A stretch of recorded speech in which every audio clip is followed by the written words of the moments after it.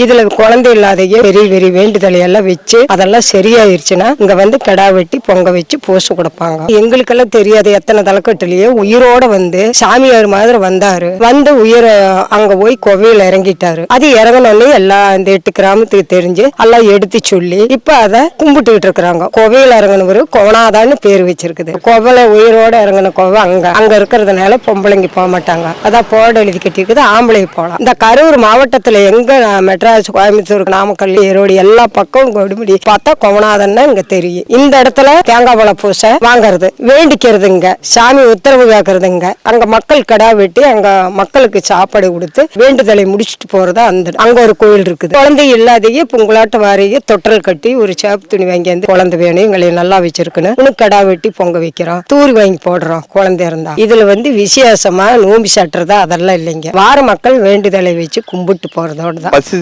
கரூர் மாவட்டம்.